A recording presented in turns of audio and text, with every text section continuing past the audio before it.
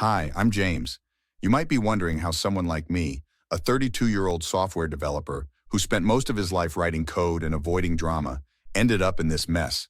Well, grab your popcorn because this story is wild.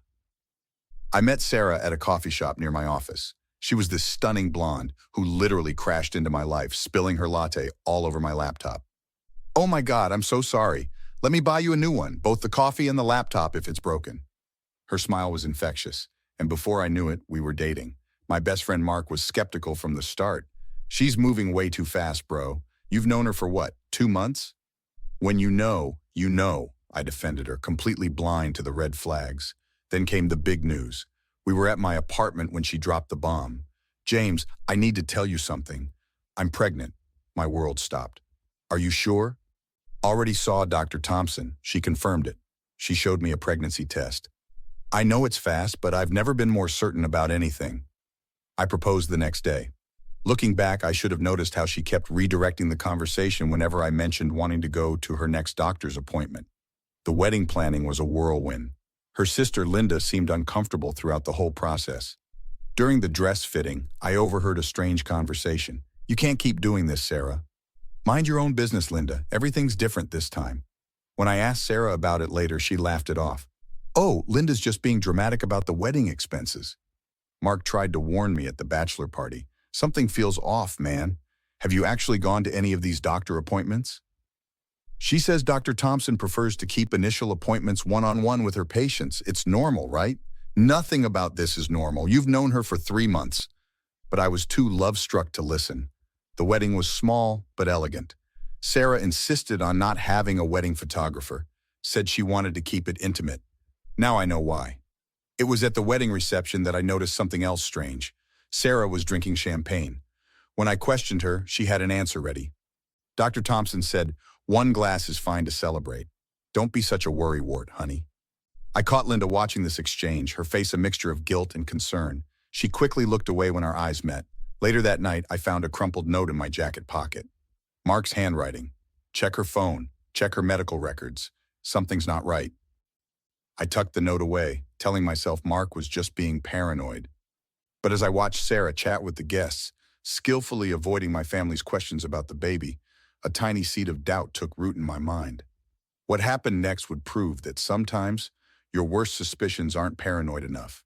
They're just the tip of the iceberg. The morning sickness seemed to happen only when people were watching. I noticed this 3 weeks after our wedding, when Sarah would dramatically rush to the bathroom whenever my mom called to check on her. Yet when we were alone, she was perfectly fine. How was your appointment with Dr. Thompson today? Oh, she had to reschedule, but everything's fine. That's the 3rd reschedule. Maybe we should find another doctor. Don't you trust me? Why are you being so controlling? That night, I got a text from Linda. Can we meet alone? It's important. We met at a diner far from Sarah's usual spots. Linda's hands shook as she stirred her coffee. There's something you need to know about Denver. What's Denver got to do with anything? It's where Sarah lived before. She did this before, twice.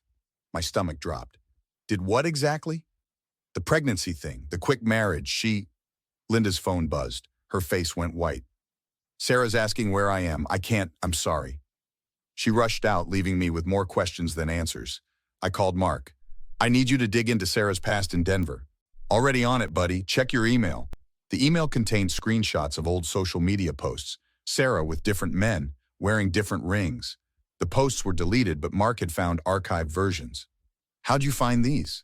One of her exes reached out to me. Tom says he recognized her from our wedding photos online. He wants to meet. Tom turned out to be a software engineer like me. We met at a tech conference where Sarah wouldn't think to look for me. Let me guess. Whirlwind romance, surprise pregnancy, quick wedding. I felt sick. How did you know? Because that's what she does. The pregnancy is never real. Once she gets the ring and joint accounts set up, there's always a tragic miscarriage. Then she cleans you out. But we've seen pregnancy tests. You can buy those online, positive ones. Check her Amazon history. I spent that night digging through our shared computer while Sarah slept. Her browser history was clean too clean, but she'd forgotten about the cloud backup of her phone. There it was, orders for fake pregnancy tests, a forum for sharing tips about faking ultrasound photos, emails to someone selling medical records templates. My phone buzzed. Mark, found something else. The real Dr. Thompson retired 3 years ago. I started documenting everything, setting up hidden cameras in our house. Sarah was getting suspicious. Why are you working late so much? Big project, you know how it is. I thought we could start shopping for baby furniture this weekend. Sure, right after your next appointment. I'd love to finally meet Dr. Thompson. The flash of panic in her eyes confirmed everything. She recovered quickly, but not quickly enough. Actually, I switched doctors. Dr. Richardson now, she's much better. That night, I got another text from Linda. I have proof, from Denver. But Sarah knows I talked to you. She's threatening to tell everyone about my past. I'm scared. Whatever she has on you, we'll handle it. Send me everything. The pieces were falling into place. Now I just needed to set the perfect trap, one that would expose every lie, every manipulation, every fake pregnancy test. And I knew exactly how to do it. The private investigator, Miss Rodriguez, spread photos across my office desk. Your wife's been busy. Here's her at the mall when she was supposedly at her doctor's appointment. And here's the package she picked up from this sketchy pharmacy. What about her medical records?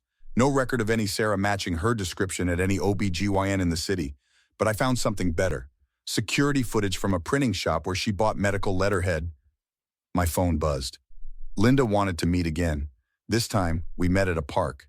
She looked terrible, like she hadn't slept in days. I can't live with this anymore. Sarah, she's done this 5 times, not just twice like I told you. Denver, Phoenix, Seattle, she moves to a new city each time. Why didn't you stop her? She knows things about me, about what happened in Phoenix, but I saved everything. Emails, texts, bank statements from her other marriages. She doesn't know I have them. I need those records. Already sent them to your friend Mark, but there's more. The other guys, they're willing to testify. Tom found 3 others. Miss Rodriguez called with another update. Your wife just bought a fake silicone belly online.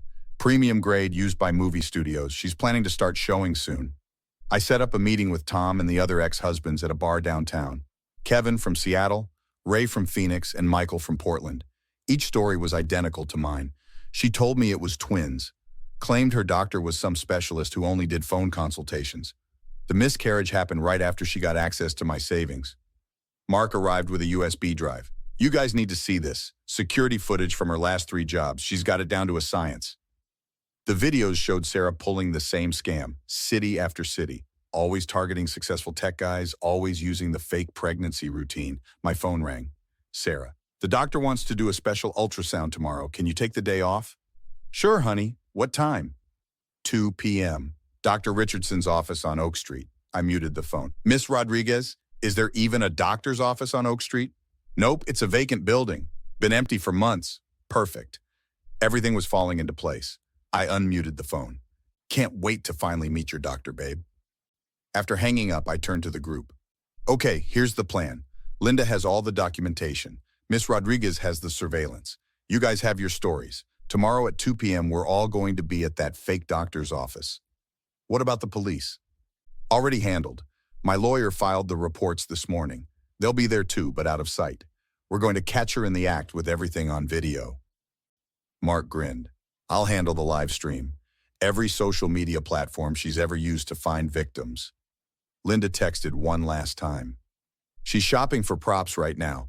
Fake ultrasound machine and everything. She has no idea that you know. I checked the hidden camera feed on my phone. Sarah was in our home office, practicing her doctor's appointment script in the mirror, complete with fake tears of joy. Tomorrow those tears would be real. The empty medical office looked almost convincing. Sarah had set up a waiting room and everything. I arrived early, pretending to be nervous excited about finally meeting Dr. Richardson. Honey, you're going to love her. She's got the machine all set up for a 3D ultrasound. Can't wait to see our baby. The nurse, Sarah's friend from her scammer forum, called us back. That's when I gave the signal. Actually, before we start, I invited some people to share this special moment. Sarah's face froze as Tom, Kevin, Ray, and Michael walked in. Linda followed with a stack of documents. What is this? Who are these people? Oh, you know exactly who they are, honey. Mark stepped in with his laptop, projector ready. Should we show everyone your greatest hits? 5 cities, 5 marriages, 5 fake pregnancies? The color drained from Sarah's face. Her nurse friend tried to slip out, but ran straight into Miss Rodriguez and two police officers. "You think you're so smart? You can't prove anything." "Actually," I pulled out my phone, playing the video of her practicing her script. "We can prove everything." Linda stepped forward, dropping the files on the fake examination table, including Denver, Phoenix, and that little scam you pulled in Seattle. "You backstabbing little—" "Ma'am," one officer cut in, "we have warrants for your arrest in 3 states: marriage fraud, identity theft, grand larceny." Sarah tried to run, but her fake pregnancy belly slipped out from under her dress. The whole thing was streaming live on every social platform she'd ever used to hunt for victims. "You ruined my life." "No, you ruined your own life, and the lives of every man you tricked, but not anymore." Her parents arrived just in time to see her being handcuffed. Her mother collapsed into a chair. "How could you do this? All those fake grandchildren." Mark had compiled a video montage of all her scams. As it played on the wall, more victims came forward in the live stream comments. "She did the same thing to my brother in Chicago. That's the woman who scammed my best friend in Houston." The police led her away, still screaming threats. Her nurse friend cracked immediately, offering to testify for a plea deal. My mom hugged me tight. "I'm so sorry we didn't see through her." "None of us did, Mrs. Walker," Linda said. "She's had years to perfect her act." 6 months later, I sat in the courtroom as the judge read her sentence. 15 years for multiple counts of fraud across state lines. No chance of parole for at least 10 years. Mark nudged me. "How you holding up?" "Better than expected. The support group for her victims is actually pretty therapeutic." "And the dating scene?" "Taking a break. But Miss Rodriguez did give me some great tips for background checks." Linda joined us for coffee after the sentencing. She'd started working with an advocacy group for fraud victims. "You know what the craziest part is? She could have had a real life, real relationships. Instead, she'll spend her best years in prison."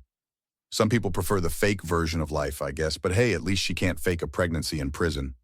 The video of her arrest went viral in the tech community. Now every dating app in the country has her photo tagged with warnings. Her last Instagram post before being arrested: "Living my best life. #blessed, #baby bump, #newlyweds." Yeah, karma's got a weird sense of humor sometimes. What would you have done if you were James when you first got that warning note from Mark at the wedding? Would you have investigated immediately? Or would you have trusted your new wife? And here's something to think about. Do you believe Linda was also a victim of Sarah's manipulation? Or was she complicit in the previous scams before finally coming clean? What would you have done in Linda's position? Share your thoughts in the comments below. I'd love to hear your perspective on where you think this story could have changed course. If you enjoyed this tale of deception and justice, don't forget to hit that like button and subscribe for more wild true life stories like this one. Trust me, you won't want to miss what's coming next.